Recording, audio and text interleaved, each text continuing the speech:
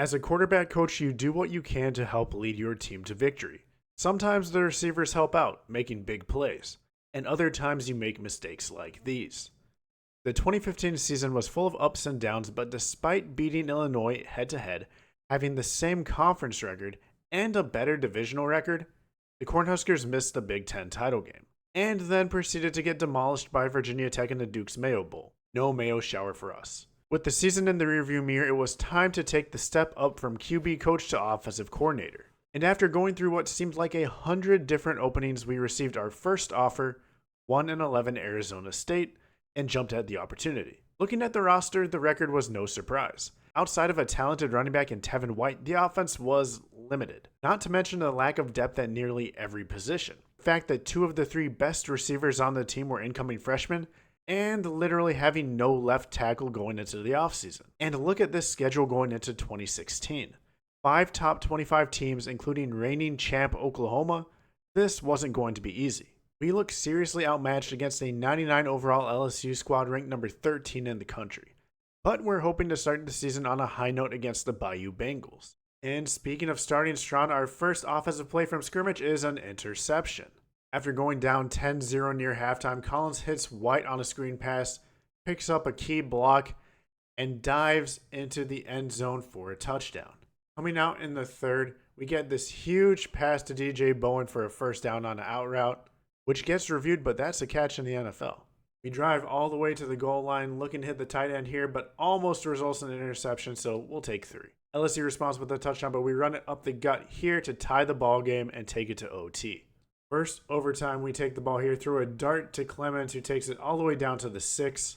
And the next play, Collins keeps the read option, barreling his way in for the touchdown. LSU responds with the score, but the defense holds up to start the second OT, and it comes down to a field goal attempt here, which is good. Arizona State officially matches their win total from last year in Game 1, stunning number 13 LSU 27-24 in double OT and starting the season with a bang. Game 2 is at home against UCLA, with the team riding high and confident off a big win. And hopefully this game starts better than the last one, but we throw an interception here. This seems to be a recurring theme to start our games. Nice try for the tackle, by the way. However, the quarter ends 0-0. But just like that, we're down 10-0 in the second, and we have no semblance of offense here. Down 17 in the third, we finally have some life here as Jacobs takes it down to the 1. Then Collins takes it himself for 6. Starting the fourth, we run that play to the opposite side and score once again to make it a 1-possession ball game. Unfortunately, UCLA scores 10 straight, but we're able to hit Newell here across the middle. And here, throw a touchdown pass to Bowen with a little over a minute left and 3 timeouts.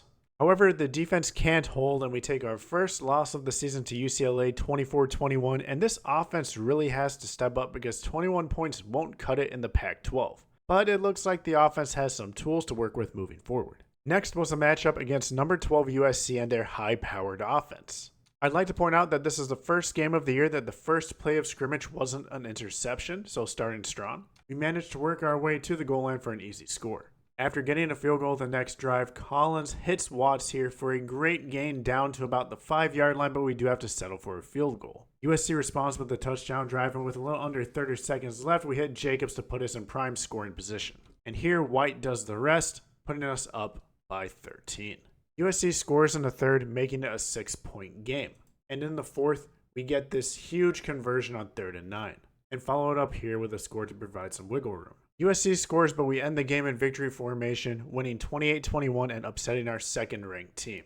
We knew the schedule wouldn't be easy, and for the third time in 4 games, we face a ranked team, this time a top 5 team in Utah. They come out swinging, scoring first, but we get this huge catch by Watts, who breaks a tackle, and it looks like he is gone. They score again, but Collins is looking sharp today. He drops a bomb to Jacob, who again, just a great over-the-shoulder catch. Unfortunately, we missed the field goal, but Collins makes up for it here, just scrambling for a touchdown. Utah strikes back. We hand it to White here for the touchdown as well. And in the game-defining drive, down 7, we drop back and throw an interception. That's a killer. Now it's a 14-point game, and what better way to end it than just chucking up an arm punt. That's how this game's going to finish, but Tevin White, big hit stick there. And unfortunately, what could have been a season-defining win ends in a 14-point loss, but hanging tight with the number 4 team in the country is nothing to shake your head at. Next, we hit the road to face a struggling 0-4 Maryland squad, and things did not go as planned. This pretty much summed up our offense in the first half, until the final seconds of halftime where White is able to run it in for a touchdown.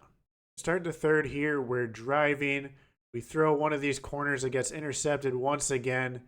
We're going to try to catch him, our linemen are too slow. Collins just dives at his feet and Maryland scores. Driving once again, we try the corner route and it almost gets picked off. Thankfully, we have another opportunity here and hit RJ Watts for the touchdown. After a big defensive stop, Collins hits him with the rollout cheese a little bit here, swings a pass to Clemens, and gets us in scoring position. Where, of course, we finish drawn with Tevin White. Maryland is able to score, and with under 2 minutes left on third down, we throw an absolute duck. However, our defense stands strong, and we kneel it out, winning a tight one 24-21 and narrowly avoiding being Maryland's first win of the season.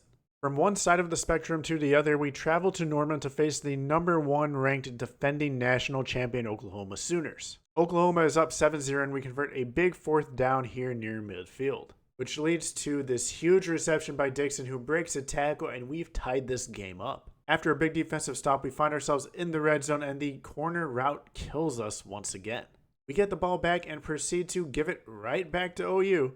Going to be tough to beat the number 1 team on the road with these turnovers. Of course, Oklahoma takes advantage of it. We try to go deep here, but fumble the ball, and things are just falling apart. Is turnover 4 coming here? Well, thankfully no, but we drop that pass. And just like that, it's 28-7. With nothing to lose here, we go for it on 4th down and get stuffed for another turnover.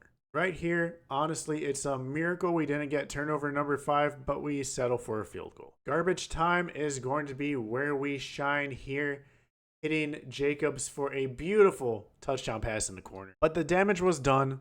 Final score 38-25, making us 0-2 against top 5 opponents. We have a great chance to bounce back at home against 5-1 Washington. And on the first drive, we drop back and throw yet another interception. Thankfully, Washington is unable to take advantage, and we hit this great pass here to Dixon, punching it in here for 6. On 3rd and long, we drop back here. Dixon is wide open. There must be a miscommunication in the secondary, and we take it to the house, extending our lead to 14.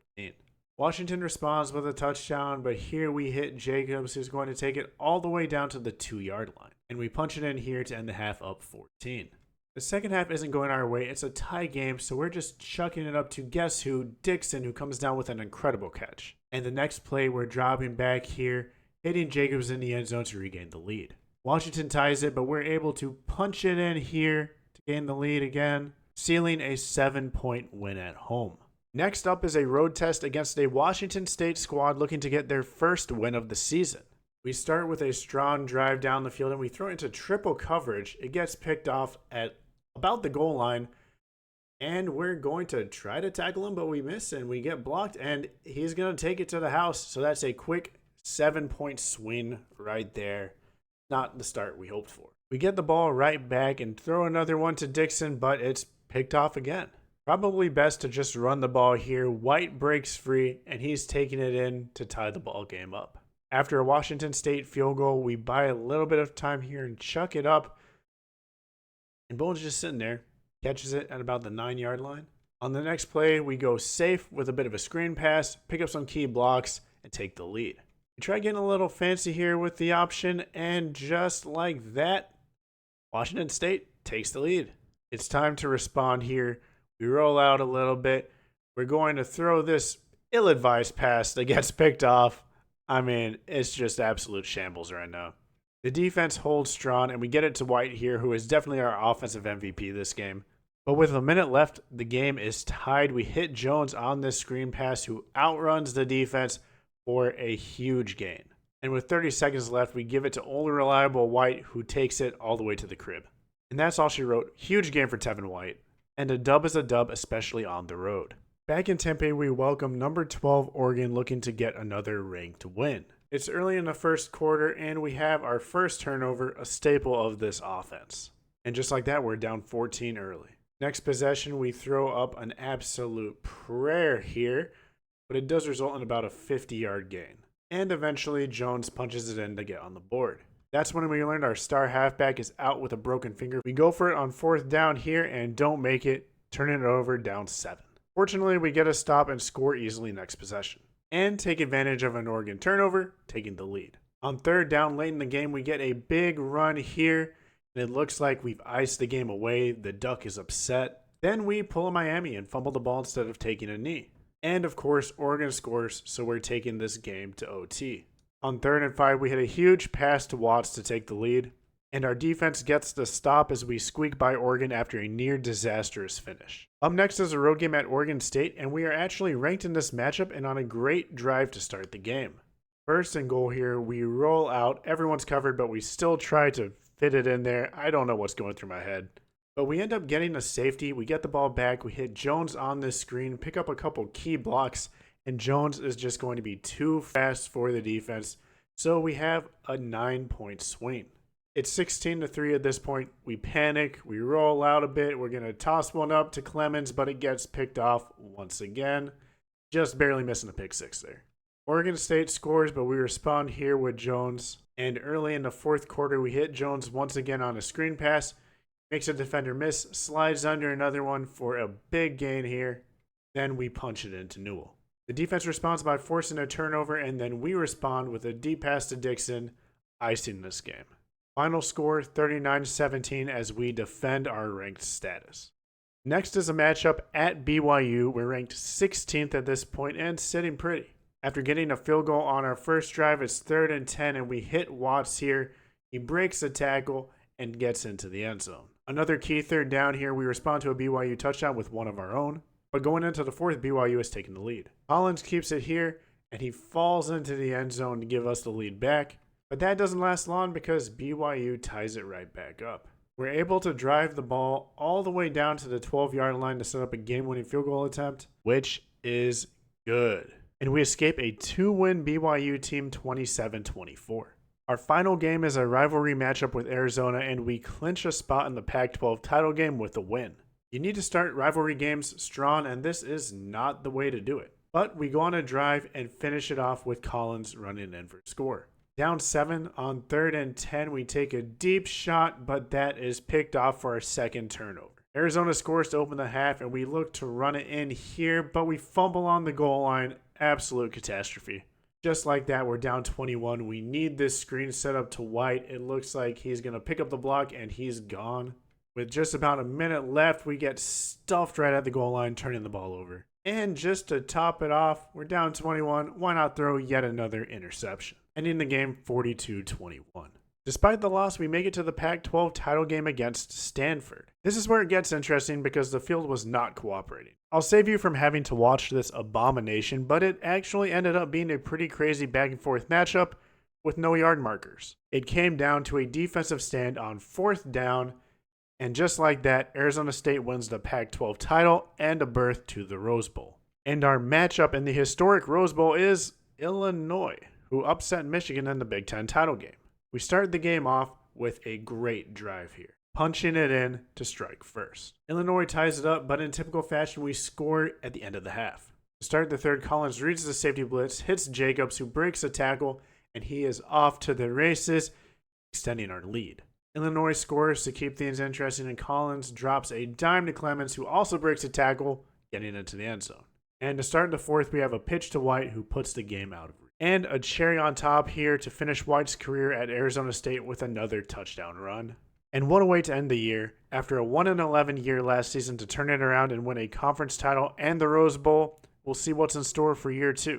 Be sure to check out the Twitch stream where all these games are played live. Name a recruit, spin the wheel of misfortune, and as always, have a great day and see you at the next one.